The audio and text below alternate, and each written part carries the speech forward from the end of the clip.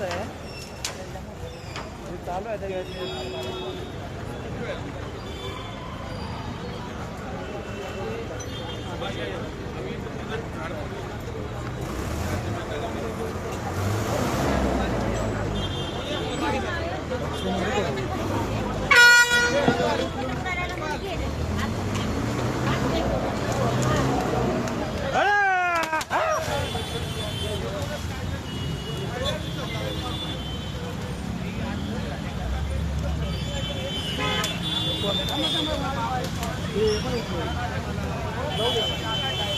आज जाऊया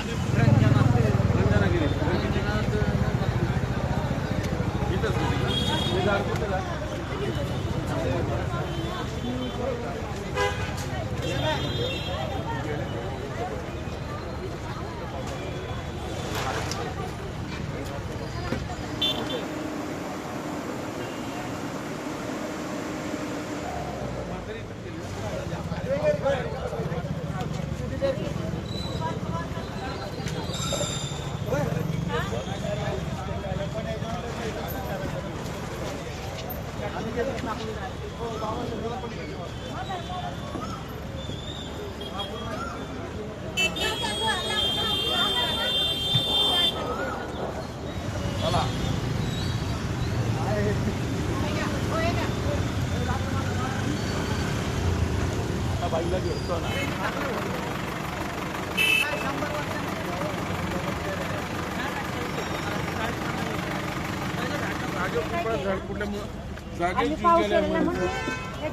बघू शकतो हे सगळं तुम्ही शेडमध्ये गेले त्या दुकानात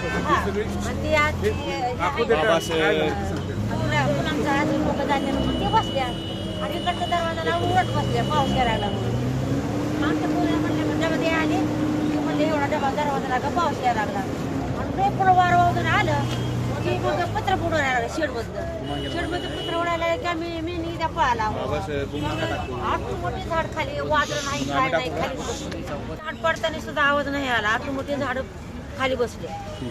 किती वाजता त्यांचं नाव काय आहे कधीपासून इथे राहतात आम्ही मोपले दिवस झाला इथे राहतात. किती वाजता काय करतो मी फळाचा धंदा व्यवसाय आहे तुमचा आमचं 25 वर्षाची मोहरी झाले आम्ही इथे धंदा करतो. हे झाड कुठलं पडलं हे काय ते वडाचं पडलं वडाचं पडलं मावशी कशी घटना आहे साधारण बोला नेमकं तुम्ही किती वर्षापासून इथं व्यवसाय करत आहात नेमकं आम्ही 2:30 वाजता मी आले इथं आणि मी मार्केटहून आले आणि गाडी उघडली मग तितके बारके बारके थेंब यायला लागलं म्हणून मी काय करायला आता मला आपण भिजताल मग आपण शेडमध्ये जावा मग थोडं वाढत मग जास्तच वारं वाजवून एक आबाळ झालं मग हे पत्र उडायला लागले मग आम्ही काय केलं धडाधडा उडले मग तेवढ्या ओढल्याच आम्ही आतमध्ये गेला आतमध्ये म्हणजे गाडीकडे लक्ष नाही ती काय म्हणली फुलवाली काय म्हणली पाऊस यायला लागला इकडचा दरवाजा लागला आमच्या मुलाला डबा घेऊन यायला लागली इकडचा दरवाजा लावला आणि ऑटोमॅटिक हे झाड आहे ना आवाज सुद्धा नाही त्या झाडाचा आला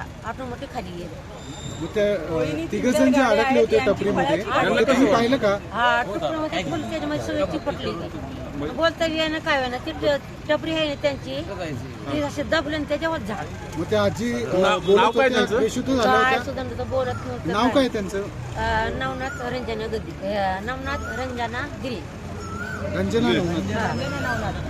किती वर्षापासून ते इथे व्यवसाय करत होते त्यांना बी महापौर मॅडम आले त्यांना उतरतोय अशा पद्धतीने मोठी आपण बघतो पहिल्या पावसातच मुसळधार अशी परिस्थिती झाली. एक नियोजन पाहिजे प्रशासनाचं पण कुठलंही नियोजन नाहीये. आज पाणी निसरा आलंय महापालिकेचे ते अधिकारी आलेले पण तुम्ही हे फक्त झाड तुटले वन विभागाचा कोणी नाहीये त्यानंतर अग्निशामकचं कोणी नाहीये जागेवरती तसंच ना अवघड कुठेतरी भोंगळ कारभार दिसतोय. आज पाणी साचलं होतं पण तात्पुरत्या स्वरूपात लगेच 1 मिनिटात पाण्याचं मिश्रण झालेलं आहे पण अग्निशामकने येऊन इथं झाड तोडली पाहिजे होती किंवा वन विभागाचे अधिकारी होते कोणी नाही. त्यामुळे आता आम्ही रस्त्यावरचे कार्यकर्ते रस्त्यावरती काम करणं आमचं गरज चाललं नाही पाहिजे तेव्हा आम्ही स्वतः हे रस्त्यावर येऊन काम करतो.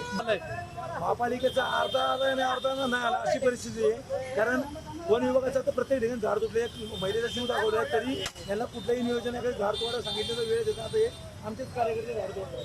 ओके. सिंहगड रोडची सगळी पाहणी केली. आता इथून पुढे अजून काही ठिकाणी जाणार आहे. तर आता काही लोकांच्या घरात पाणी गेलेलं आहे सिंहगड रोडला सुद्धा.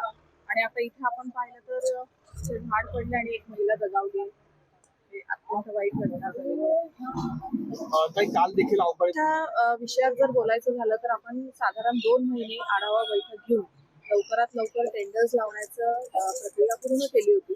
ते टेंडर्स क्लोज झाले होते, L1 फायनल झाला होता, कॉन्ट्रॅक्टर्स फायनल झाले होते आणि त्यांनी प्रत्यक्षात काम सुरू सुद्धा केलं होतं. त्यामध्ये सॉफ्ट वॉटर लाईनचं क्लिनिंग असेल, ओढे नाले स्वच्छ करायचे असतील.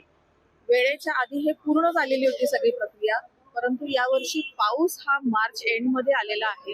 साधारण एप्रिलमध्ये ह्या सगळ्या कामांची सुरुवात होत असते. आज जर तुम्ही पाहिलं तर खडकवासला लोकेशनला 104.2 mm चा पाऊस आहे. सिंहगड रोडला 100च्या पुढे पाऊस आहे. म्हणजे हे एक प्रकारचं क्लाउड बर्स्ट आहे. कमी वेळात जास्त पाऊस पडलाय आणि वारा सुद्धा सोसायट्याचा होता आणि त्यामुळे हे सगळं नुकसान झालंय. लोकांच्या घरातही पाणी गेलंय. पण प्रशासन आणि आम्ही असे सगळे मिळून एकत्र काम करतोय. प्रशासनाने ऑलरेडी डिझास्टर मॅनेजमेंट टीम जी आहे ती ठिकाणी पाठवली आहे आणि परिस्थिती आटोक्यात करण्याचा प्रयत्न करतायत. नाही मॅडम, हवामान विभागाने आपण जर बघितलं तर पुण्यासह राज्यात अवकाळी पावसाचा अंदाज व्यक्त केला होता. आपण पुण्यातल्या आत्ताच्या पावसामुळे अनेक ठिकाणी आपल्याला रस्त्यांवर पाणी दिसतंय. ड्रेनेज दिला होता तरी ड्रेनेज तुंबलेले दिसत येत आहे. प्रशासनाकडनं कोणती तयारी झालेली दिसून येत नाहीये. नाही असं म्हणता येणार नाही. अवकाळी पावसाचा इशारा दिल्यानंतर सुद्धा आपल्या प्रशासनाचे सगळे लोक काम करत होते. मी मगाशी म्हणाले तसं स्टॉर्म वॉटर लाईन्स क्लीन करण्यासाठीचे कॉन्ट्रॅक्टर्स फायनल झाले होते आणि त्यांना प्रत्यक्षात काम करायला सांगितलं होतं आणि ते काम करतही होते. परंतु काम करण्यासाठीचा वेळ जो आहे म्हणजे टेंडर्स क्लोज झाल्यानंतरचा जो वेळ आहे तो थोडा कमी मिळाला आपल्याला आणि आता ते काम करतायत. विषय आहे तो झाडांचा. आपण वृक्षाचे जे डिपार्टमेंट आहे त्यांना सुद्धा आपण सांगितलं होतं की आपण सगळीकडे सर्वे करून घ्यायचा आणि जिथे आपल्याला धोकादायक वृक्ष वाटतात त्याची आपण छाटणी करायची. ती कामं सुद्धा चालू होती. काही ठिकाणी वृक्ष छाटणीची कामं चालू होती. परंतु पाऊस आल्यानंतरचा हा जो काही आता परिणाम तुमच्या समोर दिसतोय तो अत्यंत वाईट आहे आणि निसर्गावरती आपलं कोणाचाही कंट्रोल नसतो. पण आपण लोकांची मदत नक्कीच करू शकतो आणि ते आता काम आपण सगळेजण मिळून वृक्ष संवर्धन जबाबदारी फिक्स केली जाईल. समजा असं आमच्या कुठे लक्षात आलं की वृक्ष संवर्धनाकडनं किंवा वृक्षाचे जे आपले डिपार्टमेंट्स आहेत त्यांनी हे काम केलं नसेल, परंतु ह्याची माहिती घ्यावी लागेल. कारण त्यांचं काम चालू होतं हे मला माहिती आहे स्वतःला, कारण अनेक ठिकाणी मी त्यांचं काम चालू असताना पाहिलं होतं. दुसरा विषय असा आहे की आपल्या माध्यमातनं सगळ्या जनतेला सांगू इच्छिते की अजून 2 दिवस येलो अलर्ट आहे. पाऊस पडणार आहे, वारा येणार आहे खूप जोरात. तर आपण सगळ्यांनी काळजी घेणे गरजेचं आहे. जर आवश्यक नसेल तर घरातनं बाहेर पडू नये. समजा कोणी ऑफिसेसमध्ये असतील आणि अशी परिस्थिती उद्भवली, पाऊस जोरात आला, तर सगळ्यांनी ऑफिसेसमध्ये थांबावं आणि विशेष काळजी घ्यावी सगळ्यांनी. हे मी आपल्या मार्फत सगळ्या पुणेकरांना सांगू इच्छिते. मॅडम, एक आठवड्यापासून आपण सातत्याने सूचना करतात महापालिकेच्या प्रत्येक प्रशासनाला. मग ते म्हणजे रस्त्या ड्रेनेजवाले असतील किंवा झाडं तोडणारी असतील, सगळ्यांना सूचना. मात्र अंमलबजावणी खरंच होतीये का? अंमलबजावणी सुरू झाली होती. सूचना दिल्यानंतर प्रत्यक्ष काम सुरू झालेलं होतं. परंतु मी म्हणाले तसं आहे की पाऊस लवकर आलाय आणि हे क्लाउडबर्स्ट सारखं आहे. खूप जास्त पाऊस पडलाय, वारा सुद्धा खूप जोरात होता, हे सगळ्यांनी पाहिलेलं आहे. आणि मी म्हणाले तसंच आहे की आपण निसर्गापुढे माणूस काही करू शकत नाही. परंतु जे काही झालंय, जी काही परिस्थिती निर्माण झाली त्याच्यावरती काम करणं गरजेचं आहे. सगळ्यांनी मिळून केलं पाहिजे.